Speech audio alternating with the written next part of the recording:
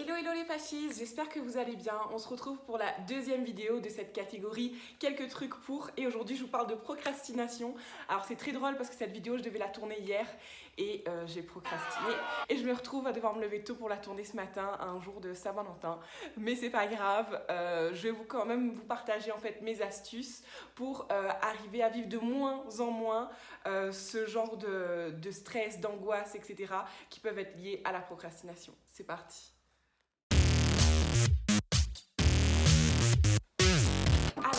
Déjà, on va se mettre en contexte. Je pense qu'il faut se déculpabiliser. On a tous un jour ou l'autre procrastiné, remis une tâche au lendemain ou à la semaine qui suit, etc.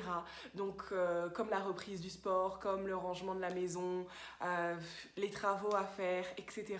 Je pense que c'est des choses qui arrivent à tout le monde. Même si ça va être important de dédramatiser ce genre de situation, l'essentiel en fait, c'est d'être vraiment bien et à l'aise et d'éviter toutes les sources de stress, d'angoisse et de baisse de résultats que cela peut occasionner. Donc c'est pour ça en fait aujourd'hui que je vous fais cette vidéo. Donc déjà l'essentiel, je pense qu'il va être important de se demander pourquoi est-ce qu'on remet telle tâche à demain. Bon, je pense que la réponse est simple, sérieusement, faites pas comme si vous ne voyez pas.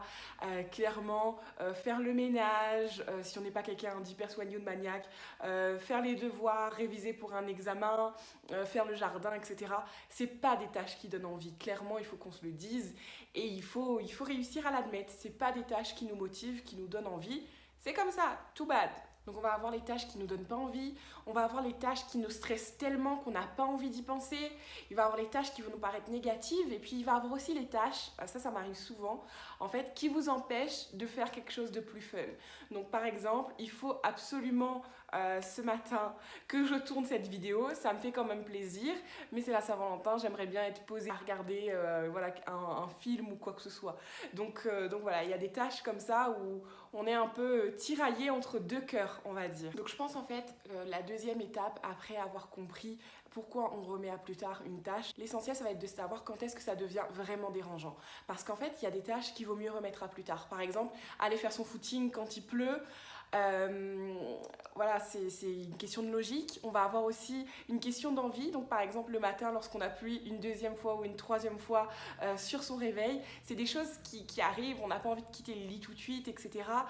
C'est pas si grave. Par contre, quand le fait d'avoir appuyé 4, 5, 6 fois sur le réveil fait que vous êtes en retard 4 jours sur 5 au boulot la semaine et que ça vous procure du stress, etc., que vous devez rouler plus vite, que vous commencez mal votre journée, là on commence vraiment à avoir un souci et il faut gérer ce problème de procrastination. Donc voilà, on est rendu à l'étape 3 du processus, c'est-à-dire se rendre compte qu'il y a réellement un problème et voir en fait à quel point ça peut nous handicaper dans le quotidien, à quel point procrastiner de trop sur certaines choses peut rendre la tâche 9 fois sur 10 vraiment plus accablante qu'elle ne l'est vraiment. Donc je vous donne un exemple simple, la recherche des cadeaux de Noël. Donc qu'on aime bien ou qu'on n'aime pas, c'est pas ce qui est le plus compliqué à faire une fois par an.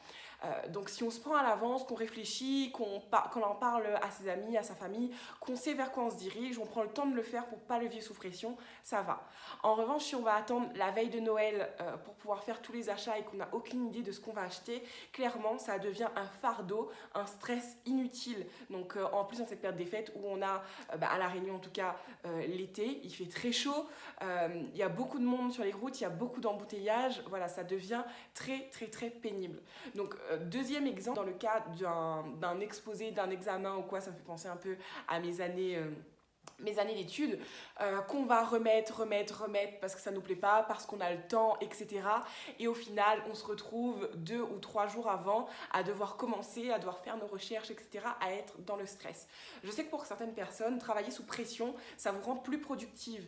Et jusque-là, tant que ça marche pour vous, il n'y a pas de souci.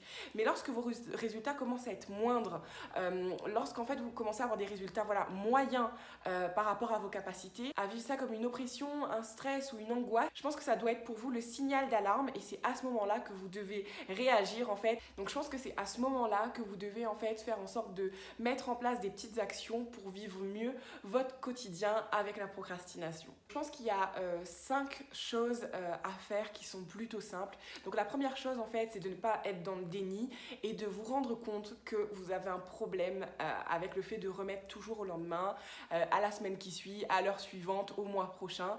Une fois que vous avez réalisé le problème, je pense que c'est déjà le plus grand pas de fait. Donc comme je vous dis, c'est simple à savoir quand vous êtes dans un état de stress, d'angoisse, que vos résultats sont en baisse, c'est que là, votre procrastination commence à être un problème dans votre quotidien. Ça peut être tant dans votre vie familiale, dans votre cercle d'amis, dans le travail, dans vos études, dans vos tâches à la maison, etc. Ça peut aussi en fait vous mener à une baisse de confiance en vous parce que justement, avec la baisse des résultats, avec vos petites déceptions accumulées, ça peut vous emmener en fait à avoir beaucoup moins confiance en vous. Donc je pense vraiment qu'il faut prendre ce problème, aussi léger soit-il, à bras le corps et mettre en place des petites actions pour que votre quotidien soit plus facile, simplement. Vous prendre en charge. Donc voilà, je pense que c'est le point le plus important. Donc dans un second temps, moi ce que je vous propose en fait, c'est de vous organiser. Il n'y a pas de secret, hein. Enfin si, il y a un secret, le secret c'est l'organisation. Je sais que c'est pas facile. Je sais, je suis passée par là, je passe encore souvent par là, c'est pas facile et je sais que parfois même si on s'organise, on tient pas forcément notre planning. Mais c'est un premier pas et quand on va commencer à le faire, commencer à se rendre compte que c'est mieux pour nous, que c'est plus facile comme ça, vous allez prendre le pas et ça va devenir un automatisme. Donc ce que je vous propose en fait, c'est deux moyens très simples. D'une part les to-do list. Donc dès le matin ou la veille, faites-vous une liste en fait de choses à faire dans votre journée, dans votre semaine et puis vous les rayez. Et je vous assure que rayer une tâche à faire que vous avez effectuée et qui ne vous plaisait pas, il n'y a rien de plus satisfaisant. C'est fait, c'est terminé, on n'en parle plus. Donc je vous jure que du coup pour l'estime de soi, c'est vraiment un plus plus plus. D'autre part, ce que je vous proposerai aussi, c'est dans votre organisation de vous faire un agenda ou quoi que ce soit, de planifier vos tâches en deux tâches principales. Donc les tâches que vous devez faire et les tâches que vous avez envie de faire. Donc pourquoi? Même si ça va être catégorisé un peu plus le négatif, etc., vous allez aussi catégoriser le positif. Donc dans l'idéal, essayez en fait de vous caser par exemple une tâche positive pour commencer la journée, 2-3 tâches négatives et en intervalle une tâche positive à chaque fois. Donc ça va vous permettre en fait de vous dire ok, je fais ça là, mais juste après je vais regarder ma série préférée, juste après je vais sortir, juste après je vais faire mon shopping, je vais cuisiner quelque chose que j'aime, etc. Voilà, ça va vous permettre en fait de vous motiver à effectuer la tâche négative d'autant plus vite pour pouvoir passer à la tâche positive et ça va vous paraître beaucoup moins compliqué. Donc la troisième étape, quand vous avez une tâche négative à laquelle vous ne pouvez pas échapper, ou en tout cas une tâche qui ne vous donne pas envie, je vous propose en fait de la diviser en plusieurs étapes. Donc d'où le fait de s'organiser aussi pour pouvoir justement avoir le temps de diviser cette étape. Donc par exemple, je ne sais pas, vous devez faire le grand ménage de printemps dans votre maison. Dites-vous que vous allez faire peut-être une pièce par jour, une pièce tous les 2 jours et ne pas vous dire ok, il faut que je fasse que ça de ma journée et il faut que j'ai terminé à la fin de la journée. Ça va être d'autant plus pesant, vous allez vous mettre une pression qui ne sera pas forcément positive. Ce que vous pouvez faire aussi par exemple pour ceux qui sont étudiants ou quoi, si vous avez un livre à lire, moi par exemple ça a toujours été mon point faible, la lecture, je déteste ça, pourtant j'étais en littérature, j'adore la littérature, l'interprétation, etc. Mais lire un livre, ça ne me plaît pas.